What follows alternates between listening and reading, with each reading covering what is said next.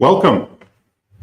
Welcome to AirSwift's performance here on YouTube about, again, we're going to be discussing the employee benefits in the United States, specifically really navigating the competitive compensation with companies that are coming into the United States. My name is Colby Clark. I'm the Vice President of the Global Employment and Mobility Division here at AirSwift. I've been in the human resource outsourcing world for about 15 years now, really specializing a lot inside of the United States, but certainly with some experience on the international globe. So, or on the international scale as well, too. To my left, the bearded Yeti over here, Steve Jenkins. I'll let him introduce himself, though. You know, I've been waiting on that. I was going to give you something. I knew. It was coming. I'm Steve Jenkins. I'm the Global Director of Sales for the AirSwift Global Employment Mobility Team. Similarly, been in the HR and employment outsourcing space for a better part of 2 decades now. So we're excited to talk with you guys and want to mention, as we go through this, if you do have any questions, you can stick them in and we'll do our best. If we don't answer it through going through this, we'll take as many questions as we can at the end. Yeah, we're actually already getting a couple of questions, a couple of good ones too here, but I do think that we'll get through a lot of this stuff. You know, as we're kind of going through, we'll open up for questions, as Steve said.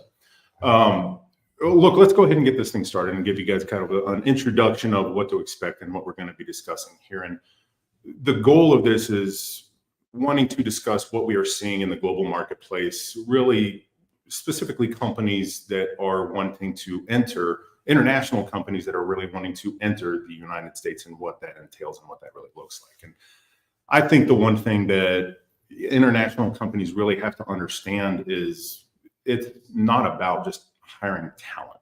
You know, it's really about integrating and understanding a very unique culture, a set of very high expectations from the U.S.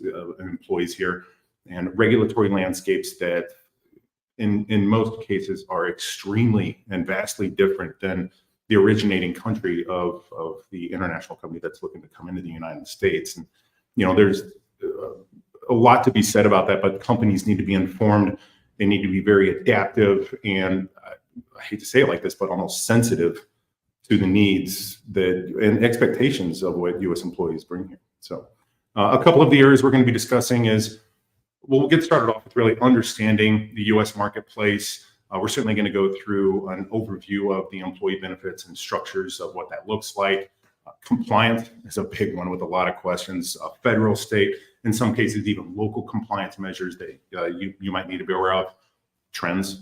There's a lot of trends starting to pop up around here, and then we'll certainly finish off with really the different methods that you can go around to accomplishing this and working with benefits inside of the United States. So, do you have anything you want to add, or no? Let's kind of go into it. First section talking about understanding the U.S. market. Yep.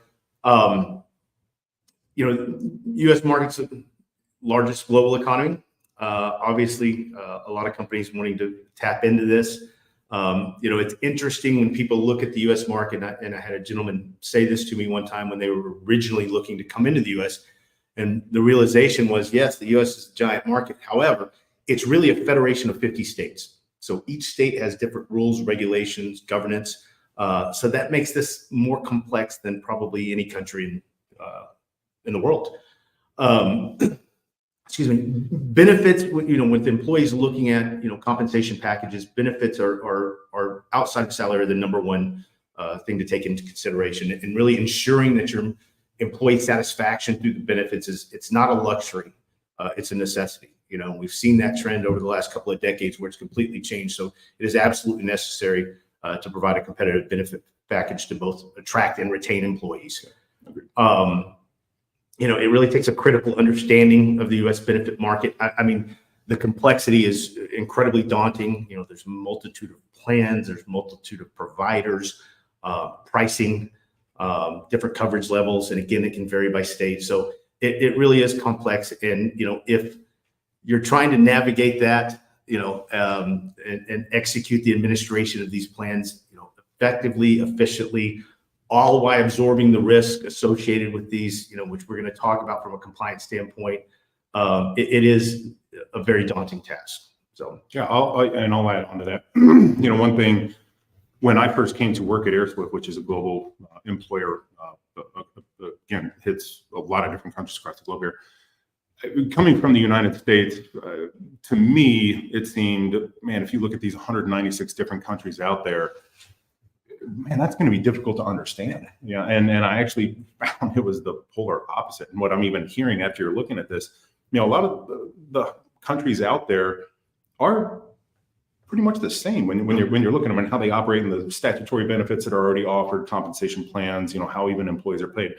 And then you come and you look at the United States, and just looking back on it now, how much more difficult and everything that goes into that and trying to understand that. I mean, that's looking back on when I first started, I was like, boy, I should have probably been looking at this the other way around. It's not the rest of the world. It's actually the United States is a very daunting task. We make it difficult. We do. We've made it very difficult here. So, well, look, let's go ahead and start off with an overview of Employee Benefits Administration into the U.S., kind of talk about the different types of benefits that are being offered. And I would say it starts into two different categories. You have your statutory, your mandatory benefits. And then you also have what I would call customary benefits, ones that you should probably be offering, to go back to what you said before, attracting and retaining that talent.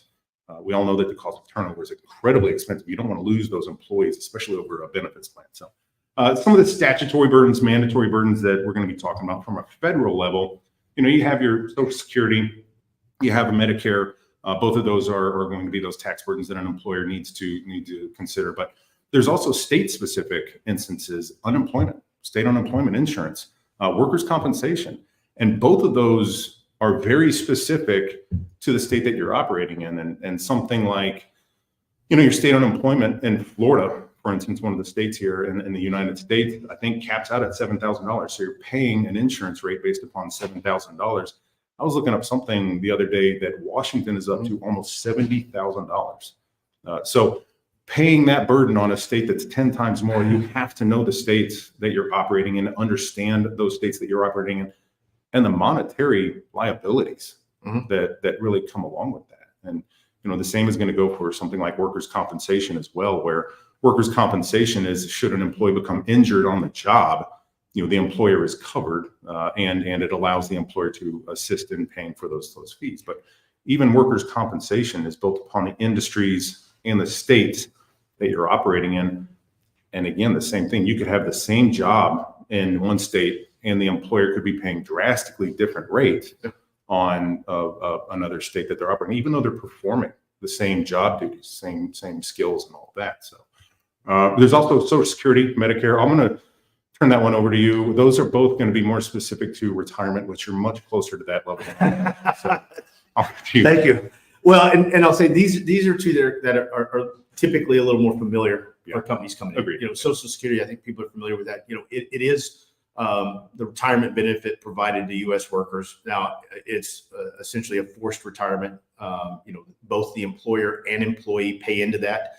And then Medicare, which is basically our state-sponsored health insurance. However, you do not benefit from that until retirement. Right. And so it's not something that's going to cover the employees while working.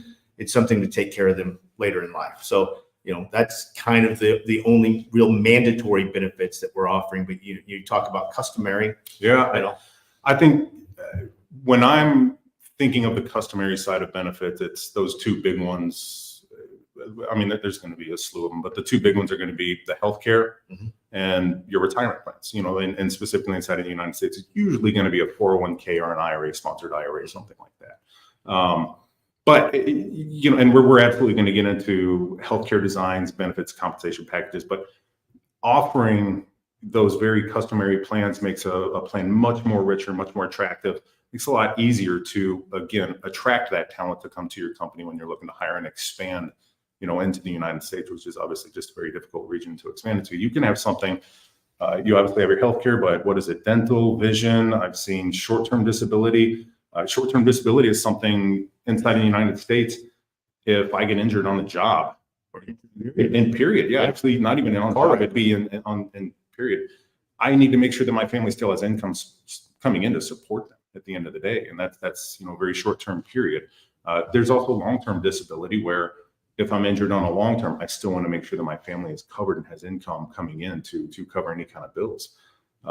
Critical care. I think you said one today actually that was pet insurance. Yeah, very popular as a benefit that's offered. It's one it's voluntary, Yep. which a lot of these that we talk about, while they're customary benefits, it's not always at the cost of the employer, but having a comprehensive package where the employees can kind of customize to what their needs are.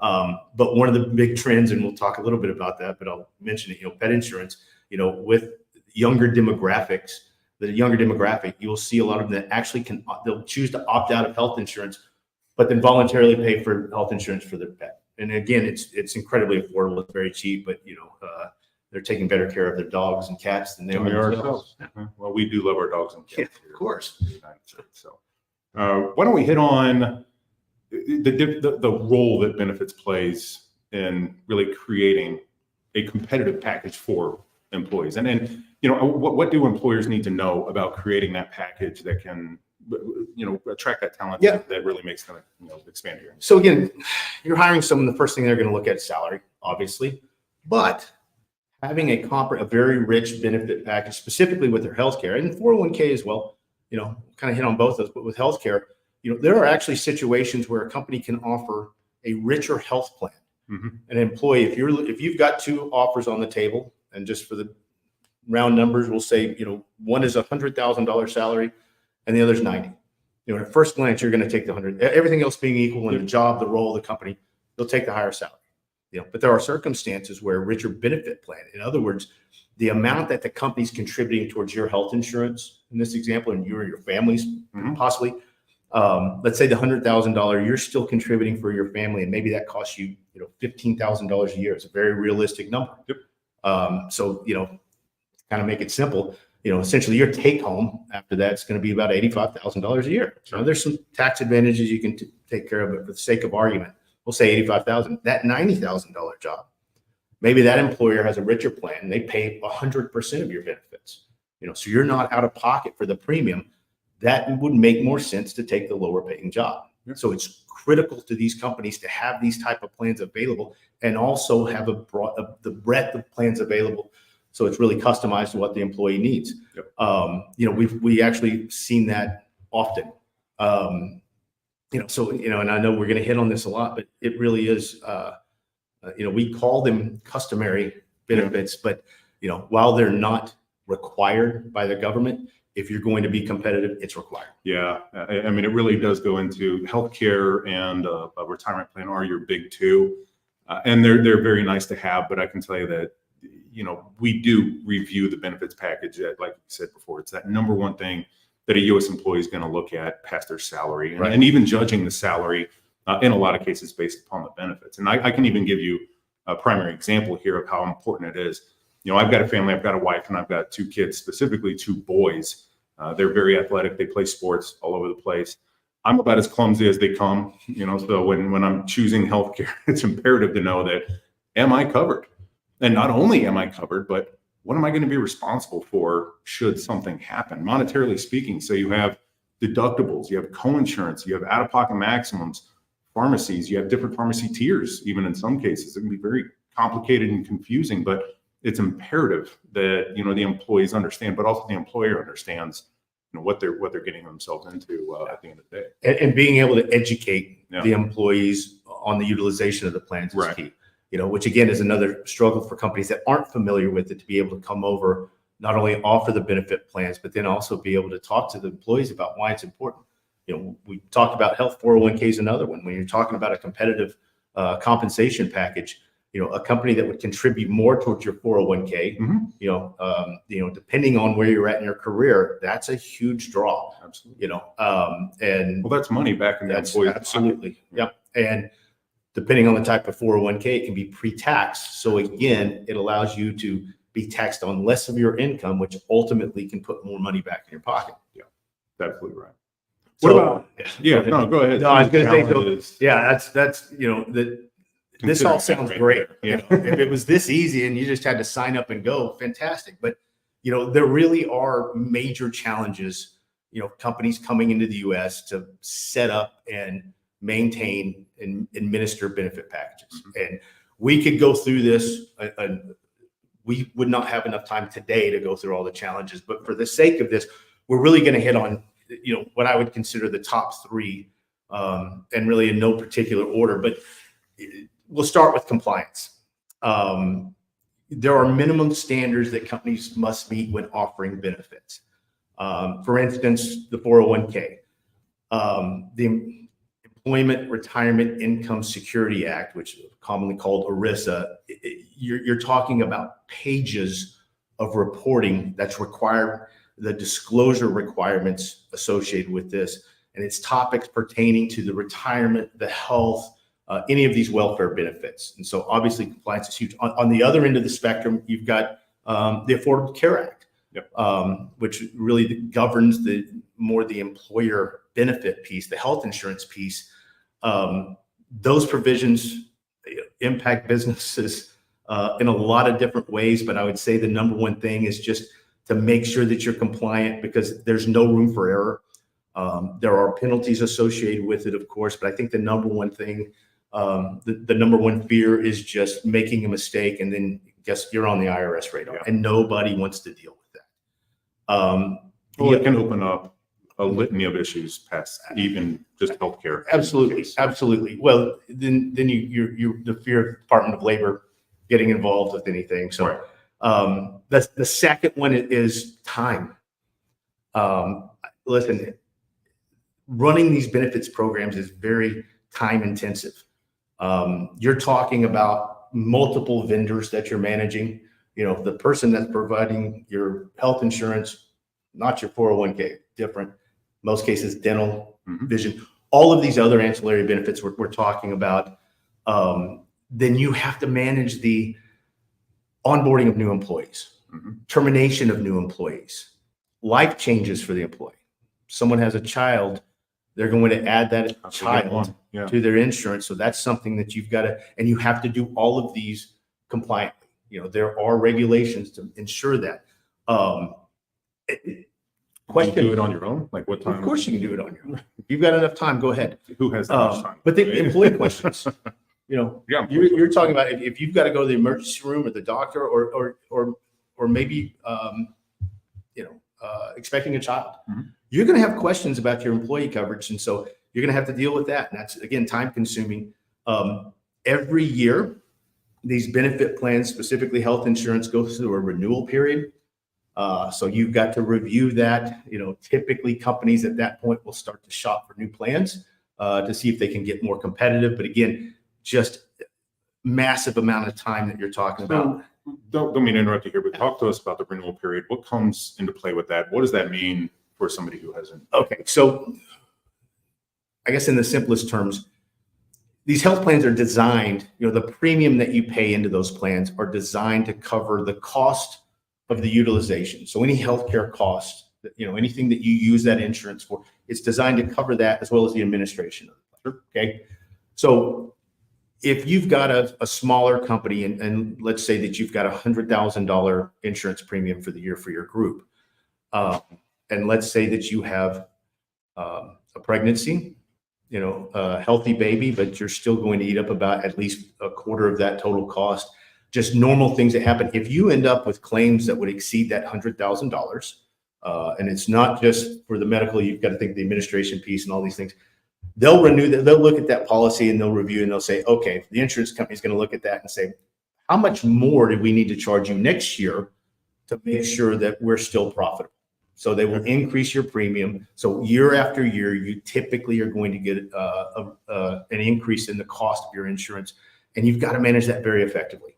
So then keep on going. I know we're actually probably going a little off because we're going to talk about this here in a little bit. What are some ways, in your opinion, that somebody could actually help manage that? I know wellness programs, sure, one that you can put in place, smoking cessation programs. You know, there's high deductible health plans is a great one to put some of the ownership back onto the employee to make sure that, hey, do I actually have to go to the doctor? Yeah. Maybe it's something, a cough or a sore throat or something like that. You can do telemed nowadays and talk to somebody online for the cost of a copay, which could be $20, $30, $40, $50, something like that, versus going to an emergency room that might cost you $300 to $400 right out of the gate. And those are the things why it's important to have a very rich plan. So you have access to telemed. You know, you mentioned, listen, the number one way is to promote a healthy lifestyle for your employees, of course. But let's face it, We don't do that in the we US. know, yeah, exactly. That's probably not going to happen in reality. But you do try to encourage it. But there are ways, and I think the biggest part of it is just educating the employees on their utilization, what it looks like. Again, there are options when you're customizing your offering to be able to offer different types of plans, lower deductible plans, typically for those who might have a lot of healthcare needs, higher deductible plans, which are more affordable for those who may not have those needs. But then there's also plans that are higher deductible, without getting too into the weeds with it, but that are associated with what's called a health savings account that allows you to use pre-tax money to pay for some of those needs. So it really does help you monitor and kind of regulate your usage. So you're not going to the emergency room when you have a cough. You're using some of the other services available to you. So again, all of this takes a tremendous amount of time. The other piece about that is communication. There's a lot of voluntary communication that you've got to provide your employees when it comes to this. There's also a lot of required communication. There's notices that you have to give. There's a lot of those things. And so at the end of the day, if benefit management is not in your company's wheelhouse, you're going to have a steep hill to climb. Absolutely. Well, and I think the last portion you were going to say is probably cost. Cost, 100%. Listen, that's the bottom dollar. Bottom line. And what I will say about that, and what I find on a very regular basis when companies look to come into the States, it's a bit of sticker shock. They may look at us and say, "Wow, your tax burdens are a lot less than what we pay in my country, my home country," and then they start looking at the cost of insurance, and you realize quickly adds up. It adds up. So that's the number one thing, and obviously those are three of again hundreds, but some of the challenges. And I think the biggest part of that, going back, if your company doesn't have the resources or the expertise, you can hire those people internally. Sure. You can hire staff to do it. Probably the easiest way is outsourcing. Okay, so let's go back to the hiring. Who all would you hire? I mean, you're going to have somebody right out of the.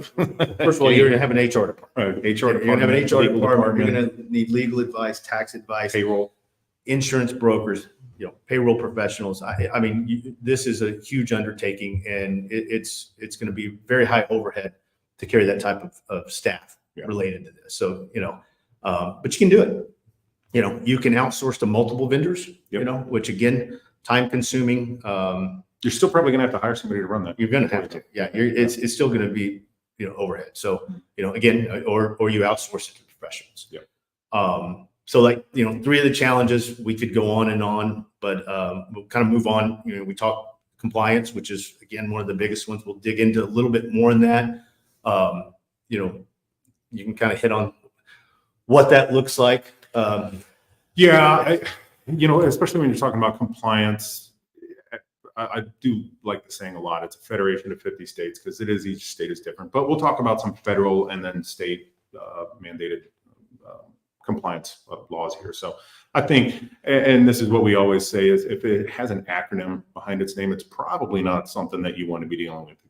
No offense to anybody, IRS agents watching, but IRS is one of the first ones that I don't really want to deal with or think about. But I'd just like to be on the record. I didn't say anything bad about the IRS.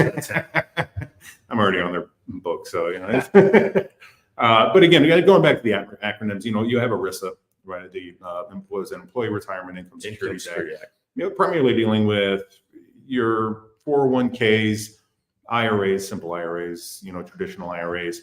But especially around the 401ks with an employer, it is something that's very beneficial to have, but it's incredibly difficult and even in most cases very costly to set up and even continue. But it's also very, very regulated. You're talking about something where you're going to do annual testing to make sure you're not top heavy, make sure that it's not discriminatory against different pay wages, different pay gaps. So it is very costly, very timely, and you have to have somebody, not just an accountant, but somebody who is an expert in 401ks or retirement accounts at that. And that is something that international companies tend to struggle with. Absolutely. But U.S. companies struggle with it. FMLA is actually one of the good ones when you're talking about compliance. It's great. It supports something as simple as maternity leave. But jumping forward a little bit, one of the trends we are seeing is paternity leave and seeing a lot of that starting to take place. And a lot of times it's not just well known. some of these trends, but you still have to abide by these rules. And I think a big part of that, for this conversation is what may be standard practice in one country, could be completely in violation when it comes to things like leave, vacation policies, et cetera, PTO payment policies. terms, all of that. What's standard to you could, typically companies want to try to mirror the type of benefits that they offer internationally, but you got to make sure that you're doing it and that you're complying with both state and federal law when you do so. Well, and it comes right into the big one, FLSA, Fair Labor and Standards Act, which that is an incredibly complicated measure to go by, especially when you're talking about what people make, not discrimination factors that come into play, exempt versus non-exempt. Are they overtime?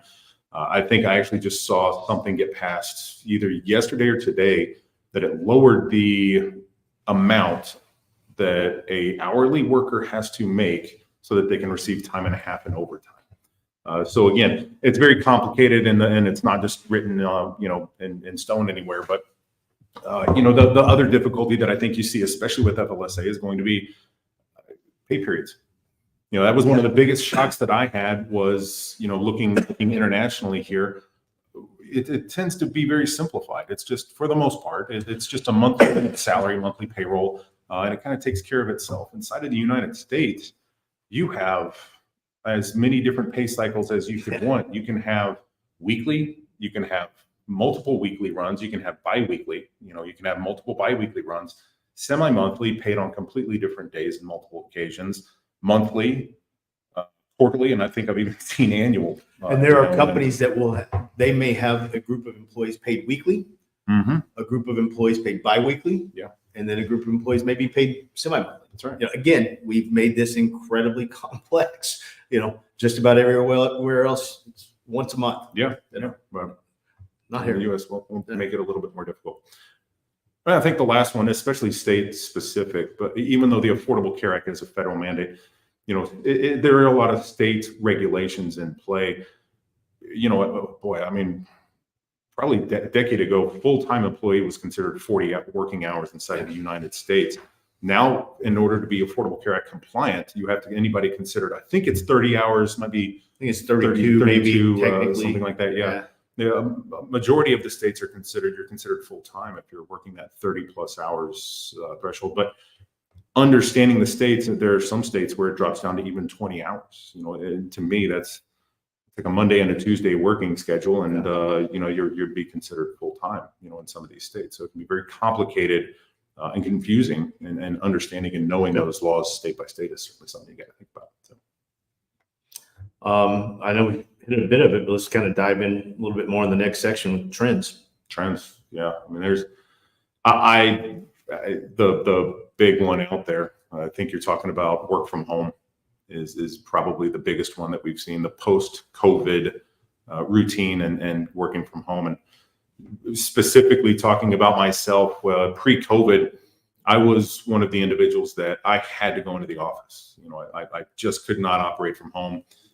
It's too busy, too much going on. I was the guy that I could be sitting behind my computer. No, I need to go out and trim the trees or mow the lawn, and I'd take a couple hours off of work. So understanding and developing and working from home is something that a lot of people have done. And at this point, it's common. It's very commonplace. It's expected in a lot of expected. cases, or at least a hybrid type. A hybrid type environment. Absolutely. Yeah. And there's something to be said about still going into the office. I still find going in and the water cooler time, as we call it, camaraderie, the ideas that you get, but technology has made it a little bit easier doing what we're doing right here. You can talk with people overseas. We have people in United Kingdom, Middle East, Australia, that it's just as easy to talk to them here. And it's had such an impact on the U.S. workforce that, when you spoke earlier about workers' compensation insurance, they've developed new codes specific to cover remote employees, people that work from home. So again, that is a benefit. That's part of a benefit offering, giving some type of flexible work schedule, again, going back to attracting and retaining, when we talk about comprehensive benefits, obviously health insurance, number one concern, probably 401k number two, but then the rest of these things kind of kick in. Another one that we've seen dramatic changes is time off. Yeah. Paid time off as a benefit. PTO. I mean, especially when you're talking about it's unlimited PTO is what's being thrown around. What Big we're trend, seeing a lot of trend around it, and there's been a lot of studies about unlimited PTO. And the first concern that an employer usually has is, well, they're just going to take every day off and they're never going to work. And what a lot of these studies have found is actually the polar opposite. You know, if you have unlimited PTO, employees crave that trust that their employer is trusting that they're going to get their job done still. And they found that that is actually the case. And in fact, in most circumstances, and I can even say to this as well, you know, I allow myself and we allow our employees that, you know, the way that we look at it, as long as you're getting your job done, I don't care where you are. You know, let's just make sure that the job's completed. If you want to be on a beach in Fiji, queue it up. I know you're going to ask for it, but if you want to be on a beach in Fiji, as long as your work's getting done, hey, you know, we don't really mind where you're working. Okay. Again, I need to reiterate, as long as the work's getting done. Exactly. Okay. Yeah, it's going to be difficult to do on a beach in Fiji, my friend. Yeah. But yeah, you know, a lot of changes there. And again, it goes right back to, you know, having these employees now and looking, and really these trends start with larger companies. Yeah. You know, when they start to implement it, smaller companies are still they're still competing for the same candidates. Yeah. You know, so they've got to kind of mirror that. Well, they've got to get creative with this as well, too. Absolutely. And as creative as you can. And speaking of that, that goes back to, you know, health benefits. You know, years back, a company would have a health plan and you got what you got. And that was it. It's one size fits all. Here's what it looks like. You know, now you see companies offering, you know, 3, 4, 5 different types of plans, you know, with different levels of coverage. And really, because if you think about it, you know, a young, call it 25-year-old professional at the start of their career is going to have very different needs from a health insurance standpoint than somebody who's, you know, nearing the twilight of their career, right? Yep. And so it really is critical to be able to have some customization there and allow employees, you know, to pick what's going to be best for them. So from a, you know, trend standpoint from that, you know, a wider offering of these types of plans. And again, it always goes back to educating them on what's available and what might be a best fit for them. So they really understand it and they make the best decision for them and their families. Well, and again, the complexity of the plans, but also the wide variety of different types of plans. And there's a lot of different, I don't even know how many carriers are in the United States anymore at this point. But, I mean, you have your Aetnas, your United, Anthem, Blue Cross Blue Shields, you know, your big national players. But when you're understanding state-specific plans, we have a very specific health system here, a group of healthcare providers inside the United States called Kaiser. And they really only operate in California, Hawaii, Oregon, maybe Washington, Colorado, and Illinois, something like that. So very, very limited. And by the way, if you can get on with Kaiser, it is a spectacular healthcare system. They really do a great job there. But you have to live in one of those states. No. So if you're an employer with employees in that state and you're offering Kaiser, that's great. But guess what? When you want to hire an employee in a new state that doesn't have Kaiser, you have to take that into consideration. You most likely need to look at probably a national-based plan. Sure. Or be prepared to pay the out-of-pocket maximums, out-of-network and maximums that could come into play. That ties back to, you know, the work from home trend as well, because it allows companies to hire talent regardless of their location. You know, the catch to that is you've got to make sure that you've got a benefit plan that will support that. Mm-hmm. You know, it's got to, if you're looking to hire someone, as your example is, say, from California, but you find the right engineer and that person's in New York, mm-hmm. you know, and you're willing to let them work from home, you've got to have a plan that's, you know, going to work for that person as well as the California people. That's right. So basically it really comes down to having, you know, a partner that can guide you, or having, you know, if you have the knowledge, fantastic, good for you. And I applaud you for that. But the reality is most companies, they don't have the bandwidth or the resources to do all the research and do everything necessary to ensure that this is happening. So, you know, you want those plans, you want that comprehensive offering, but you also don't want to have to worry about it, you know. And again, we'll you know, hire the team or outsource. Yeah, you know. Well, let's talk about that. Yeah, what are the options that somebody has at play? I mean, right out of the gate, you can do it yourself. I'm not a big fan of promoting that one just because of the difficulties that can come around with that. And frankly, the time, you know, that it just takes to try to become an expert in those arenas. And even then, if you're wrong, it doesn't matter. the burden lies on you Yeah. to understand this. So going it about your own, it is possible. I would say it's very costly. You're going to have to hire a legal team, HR, payroll. You're still going to have to get benefits administrators to come in and offer these It's plans. a huge undertaking. It's just a very large undertaking. What else? Well, listen, probably the big thing is, tech platforms that support in this. There's a lot out there. Well, a lot of them are very good. Yeah. Well, artificial intelligence is rearing its head Sure. pretty aggressively in Sure. this industry. My personal standpoint is I don't think it's quite there yet, but I'm excited for it to get there. It's going to get there pretty quickly. But personal story here, I actually ended up cutting my hand and had to get stitches. I told you I was clumsy. But had to get stitches a couple weeks back. And understanding my health insurance needs and desires, if we're talking about a technology platform, typing my questions when it's an emergency into a chat box is not what I want to do if there's an emergency on the line. And if I want to understand what my deductible is, hey, what do I owe if I go to an emergency room versus an urgent care clinic? Hey, when I have to go follow up for the doctor's appointment, which doctor can I see? Does it need to be a specialist? Does it need to be, my regular primary care physician? These are a lot of instances where I have technology just hasn't quite got there yet to be able to answer those very specific needs.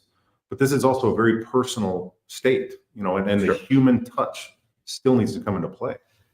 Well, and to that point, I think that the human interaction still trumps technology when it comes to things that are this personal. When you're looking at these platforms, a lot of them are more HR type. So it's benefits administration, it's payroll, it's these things. If your paycheck is wrong, if you've got an issue about pay, you don't want to log in and create a ticket. You want to call someone and get it fixed. Well, especially if mortgage is due tomorrow. I got my paycheck today, mortgage due tomorrow. I need to know where that money is. I don't quite have trust that a technology platform has that yet. Again, what's also the convenience Yeah, to be able to pick a phone and get an immediate answer. And I think that's, again, going back to your point, you can do it yourself. You can have platforms, outsource it to a tech platform. Personally, I'm a big fan of anything you can outsource to experts. I believe wholeheartedly in that. What we want to do and what we try to help companies do as an employer of record service is we want our clients to be able to focus on the strategic reason why they're coming to the U.S. Yep. And take all of this stuff off their plate. Go do what they do best. That's it. Yep. You want to generate revenue. You want to build your business. You don't want to be worried about these things. Continue the expansion. Right. Yep. There is a litany of contingent liabilities hanging out there for companies that come to the U.S. and operate. And so, it always makes sense to me to be able to remove that. You're going to sleep a lot better at night, not having to worry about all this stuff. Absolutely. So, Absolutely. Well, let's talk about EOR type companies. There's a lot of different types. Sure. We're seeing here. I think if you look, probably even 5 years ago, there was only a handful of employer of record style companies. And nowadays, you see one almost popping up every other day. A lot of them are very specialized, but there are a lot that are starting to come into play. And So- I think go ahead. talk employer of record, quick definition. Yeah, again, an employer of record is a company that will hire employees on your behalf that have an entity inside of that country that will allow you to operate underneath that entity and also takes all the contingent liabilities off of your plate so that you can go back to doing what you do best, which is what we were talking about. Mhm. Whatever your primary goals are for your company, whether that be expansion, revenue generation, maybe it's private equity funding that you're trying to get in the States, venture capital funding.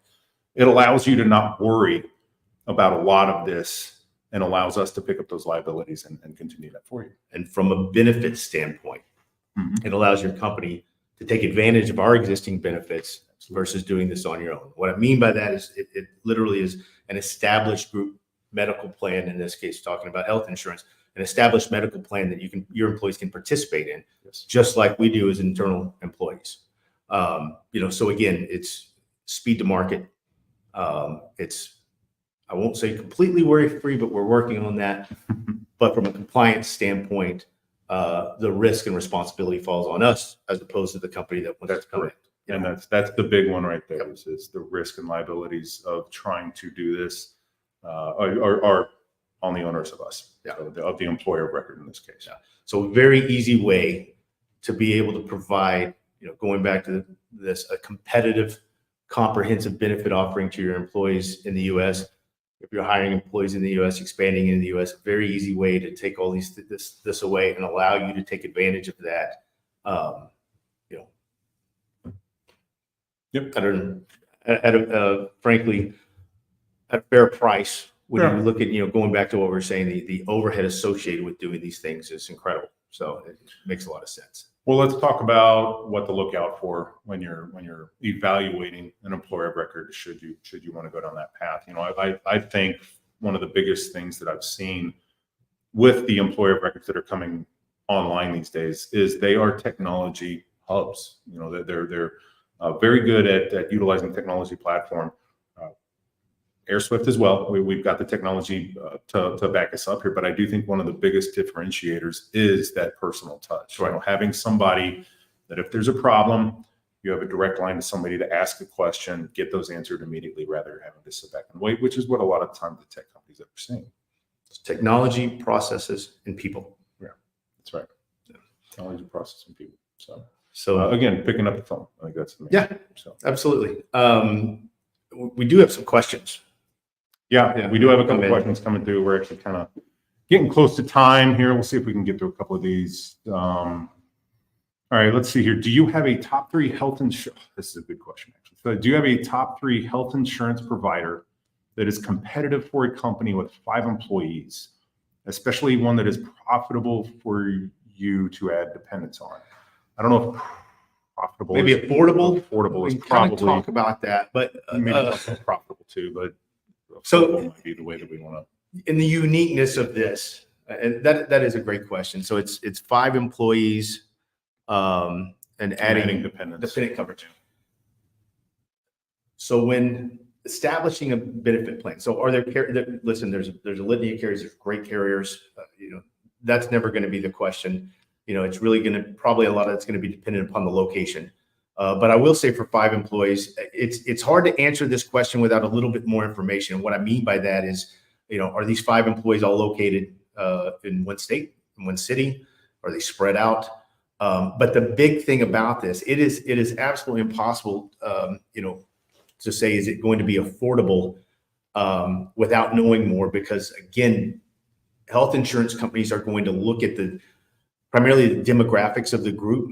And from that is common. Absolutely. In the Yeah. United States, yeah. And, it's age, sex, industry, Yeah. location as well, regionally, but they're going to look at that. And then, through their processes, they're going to try to establish what they feel the risk of that group looks like, and then determine what a fair price for that group will be. Yep. So there's a huge difference of 5 younger, low utilizers of health insurance, or if it's 5, people towards the end of their career, there is going to be a vast difference from how much that would cost. So it's really hard to answer that question. Well, and to explain, in the United States, younger demographics tend to not utilize as much healthcare as the older demographics. It can even come into, male versus females in some cases. So they Sure. do take all of that into account. There's so much that goes into that process to actually establish what the rate would be, what the premium would be. So again, not really possible to answer that. I will say, great solution for a company coming into the U.S. with a low number of employees like that, would to go the employer of record route, because those premiums are predictable. They're set. So you don't go through that same process because you're essentially joining an existing health plan. And due to the economies of scale, Well, maybe explain that a little bit more, because again, when you're talking about 5 employees, the insurance claims are not very predictable. It takes one accident to happen, and I think you were actually talking about a pregnancy. Going back to the renewal piece, it is not, a group of that size is not predictable, right? Because one bad claim could completely turn that upside down, and so they're going to build that in. That's part of that risk factor. So they're going to build that into the premium. So you'll see, in almost every case, smaller groups are going to have much higher premiums than a larger group, because with a larger group, it's spread out. Yep. Groups tend to become, and this is, I guess, more my opinion, but from what I've seen over the years, groups tend to become more predictable at about 1,000 lives. Yep. You know, and some could argue it's less, and sure, and some could argue it's more, but generally speaking, you know, a large group like that becomes pretty predictable, which allows the insurance company to set a premium based on, you know, past history, based on the demographic information, everything they go through. So for a 5-employee group, it's I you know, in adding dependents, you know, again, there's is it one person adding dependent? Is it all 5 that are adding dependents? Is it employee spouse, employee children, is it employee family? You know, there's a lot of different coverage levels. So great question. And again, I wish I had a better answer, but I think, you know, the safest route to go would probably be outsourcing that and being able to join an existing qualified group plan to take advantage of those premiums. Yeah. And even if we are going to hit on the profitable side of this with 5 employees, it'd just be very difficult to do. Again, it goes back to the predictability of it and doing it on your own. Once you do get to certain levels of employees, there are different types of insurance offerings. You can go self-insured versus fully insured versus, you know, partially insured with gap insurance. Again, we don't want to go too far into it, but there are ways to actually make your health insurance a profit center for the employer. So it is possible with 5, off the top of my head. It'd have to be an extreme example. Yeah, I think that'd be an outlier. Yeah, so. Okay, let's. Thank you for the question. Yes, thank you very much for that question. Let's continue here. I know we're kind of getting tight here, but what are current trends regarding stock, vacation policy, work from home? I think we kind of covered a lot of that. Actually, this is actually pretty good. Let me repeat that. So what are the current trends regarding stock, vacation policy, work from home, benefits, and individual versus family coverage by employer? And this is the point that I thought was pretty important. What is covered and what is not by the employer? And you had a statistic. That's a great question. And so for a employer-sponsored health plan, I think the minimum requirement is that the employer has to pay 50% of the premium for the employee only. Correct. Okay. Now, again, that's a minimum requirement. Again, when we're talking about being competitive, that's probably not that competitive.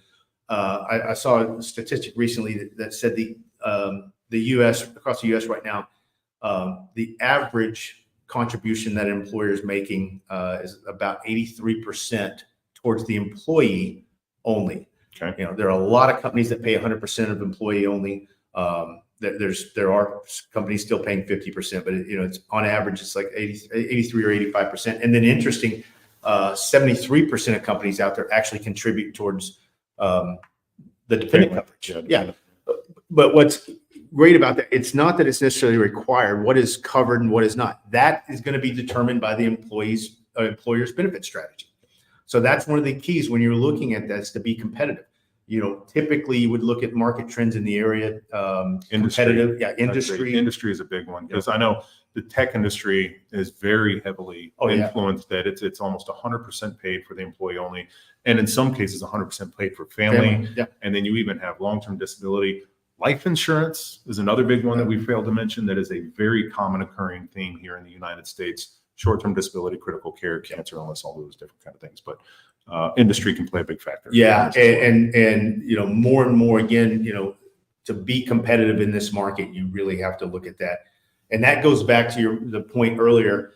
You know, if a company's paying 100% of family coverage, you are going to attract the best of the best, and probably be able to pay a little bit less on a salary standpoint, because that total compensation package is much more valuable to that person. You know, so it's, you know, there are some requirements, of course, for the company to pay, but it's really going to depend on the organization and what their strategy is.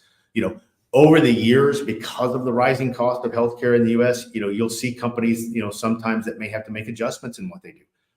You know, trying to keep the overall cost down. They may sometimes share more of that increase with the employees.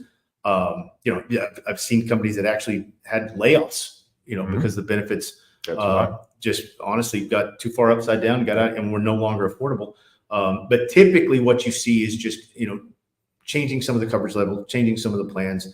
But really, again, to be competitive, you're going to have to contribute more to be able to attract and retain employees. So what would you offer right now if as the employer, if somebody came to you and said, what do I need to offer to be competitive in the U.S. So market? going back to your point, it's going to depend on where they're at All right. in the industry. Don't give me that. Just No, give I me don't. But you I know I don't, at but least let's just take the common 100% of industry. employee only for sure. Yeah. And at least a big chunk, a healthy, I would say at least 50% of dependent coverage, whatever that looks like, depending on the tier, meaning tier, if it's employee spouse, obviously that's more than employee, but Yep. employee family is always going to be the most expensive. So, contributing towards that, because again, I mean, ideally, yeah, 100%, you want to be a best in class employer and get the best of the best. To your point in tech industry, that's common. Yeah. So- Well, it's usually 100%. I would say that also offering dental insurance, Oh, vision yeah. insurance, life insurance is very common, very customary here.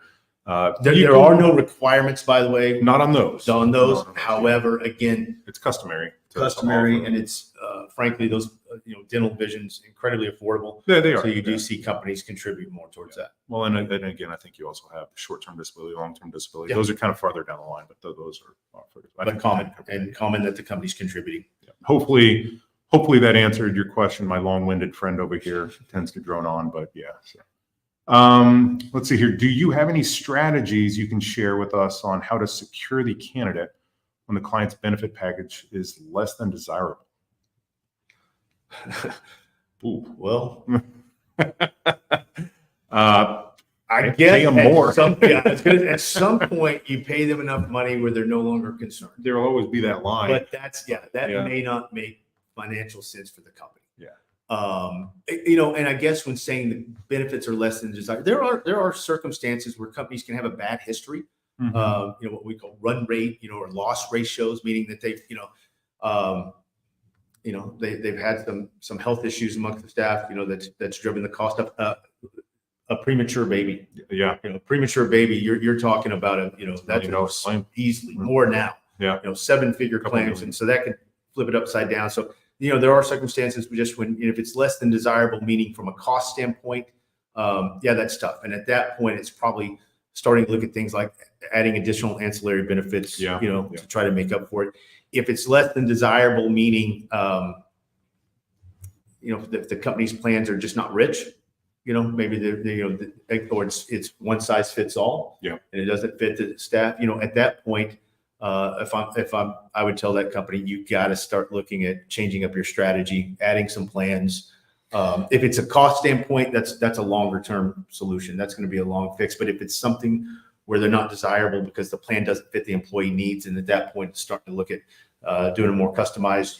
We mentioned that earlier about having these more customized plans, because again, a plan that fits a young 25-year-old professional doesn't fit the A young 50-year-old professional like myself Yeah. versus you. Yeah. 25. Sure.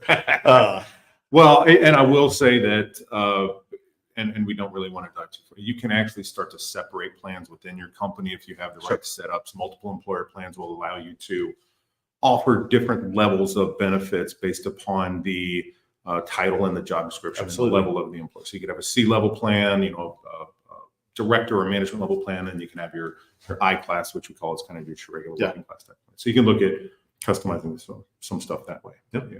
So hopefully that answered your question. Let's see. How effective can a benefits package be when talking about attracting the best talent? I mean, I think If we nailed did that not one. answer that question during this, I apologize, and we have failed massively. Yeah. Because again, it is, there was the Society for Human Resource Management, I think it was in 2023, came out after doing a huge survey, and benefits was the number one. Is the number one thing that employees look at. They actually, and I find this hard to believe, but it was number one, something you're looking at on top of salary. That was the immediate salary. Now, I find that a little bit hard to believe, but it does make sense because the cost of healthcare is so high in this country. It does make sense. And what that shows you is that people are willing to take less money to get a richer benefit plan. So, to attract talent, you've got to be competitive.